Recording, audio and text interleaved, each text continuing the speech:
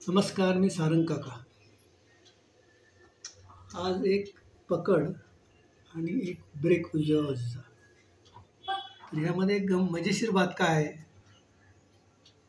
उजव्या बाजूचा ब्रेक केल्यानंतर होणारी हाताची स्थिती ही एक मधल्या बोटाची पकड तयार होते. आता मी मजेत खेळतोय, तुम्हाला ते लागू झालं तर मधल्या बोटाने काही प्लेयर खेळू शकतील. ब्रेक मात्रला अभ्यास करावा लागेल, परफेक्शन आहे. आता उजव्या बाजूचा ब्रेक म्हणजे ब्रेकची इकडची कॉईन इथं लागली असते. आता ब्रेक मांडत नाही, पण हा इथं आपण ब्रेक आणतोय. करायचं काय, काही नाही करायचं. ह्या गोलवर जायचं थोडंसं प्लसमध्ये, ह्या दोन्हीचा सेंटर प्लसमध्ये, अनामिका खाली आणि ही मधलं बोट तर्जनी, तिन्ही बोट, अंगठा सोडलेला हे सोडला, अशा प्रकारे प्लेसेड स्ट्रायकर करायचा. हा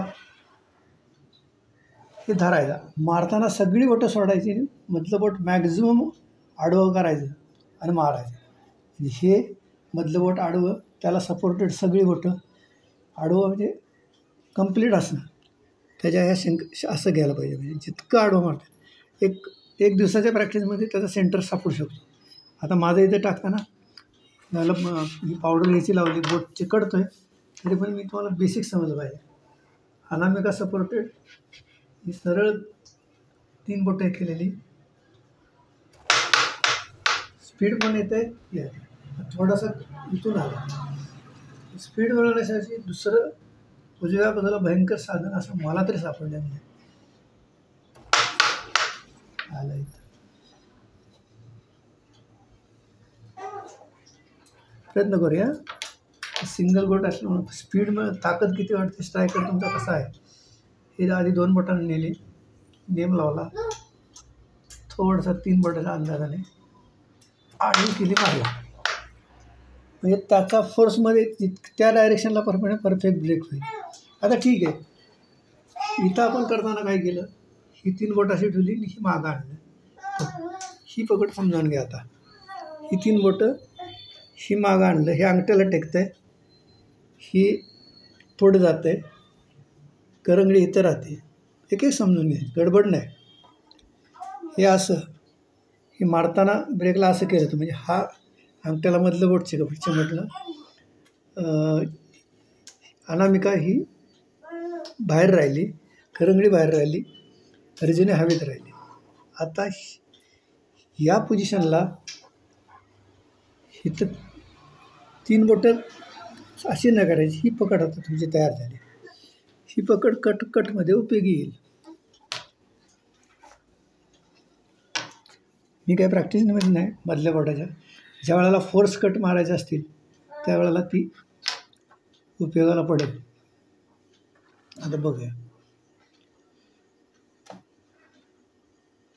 ही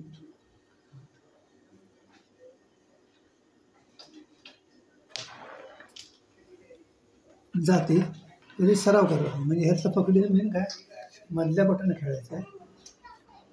असं ठेवलं तरी चालेल, हे बोट वरती का खाली याचा अभ्यास करावा लागेल. ते मारायचं, ते घेतलं, थोडंसं असं मारली, ती पकड घ्यावी. म्हणजे हे असं आहे, हे सिम्पल आहे. मधलं बोट थोडंसं खाली उतरलं, ढकलायचं.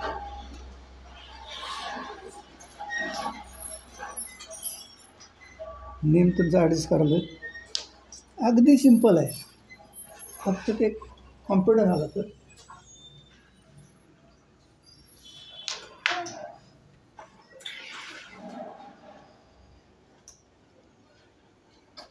वरून खाली उतरताना जे प्रेस आणि प्रेशर आहे तो व्यवस्थित पाहिजे. तो जो मधल्या बोटाचा प्रेशर कसा आहे, हे मधलं बोट सरळ, हे मधलं बोट आडवं आणि हे तिरकस. समजून घ्या ही गोष्ट. हे सरळ मधलं बोट, हे प्रेशर आहे, अंगठ्याचा फोर्स असू दे, हे हॉरिझॉन्टल, व्हर्टिकल, आणि हे तिरकस म्हणजे 45 डिग्रीमध्ये असं ह्या दिशेत, असं त्याचं ते कॉम्बिनेशन आहे. त्याचं नेम तुम्हाला तुमचा कुठं येतोय प्रत्येकाच्या बोटानुसार नेम कमी जास्त होण्याची शक्यता असते.